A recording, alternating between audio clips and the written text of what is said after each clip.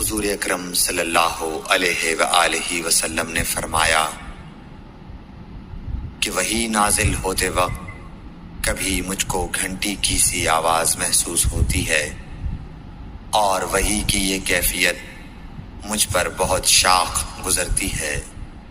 جب یہ کیفیت ختم ہوتی ہے تو میرے دل و دماغ پر اس فرشتے کے ذریعے نازل شدہ وحی محفوظ ہو جاتی ہے، اور کسی وقت ایسا ہوتا ہے کہ فرشتہ بشکل انسان میرے پاس آتا ہے اور مجھ سے کلام کرتا ہے، بس میں اس کا کہا ہوا یاد رکھ لیتا ہوں۔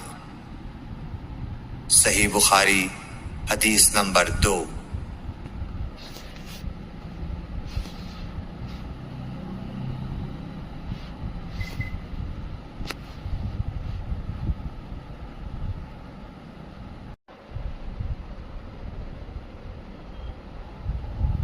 حضور اکرم صلی اللہ علیہ وآلہ وسلم نے فرمایا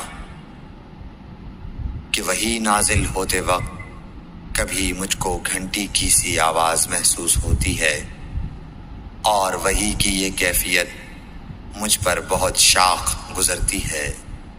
جب یہ کیفیت ختم ہوتی ہے تو میرے دل و دماغ پر اس فرشتے کے ذریعے نازل شدہ وحی محفوظ ہو جاتی ہے، اور کسی وقت ایسا ہوتا ہے کہ فرشتہ بشکل انسان میرے پاس آتا ہے اور مجھ سے کلام کرتا ہے، بس میں اس کا کہا ہوا یاد رکھ لیتا ہوں۔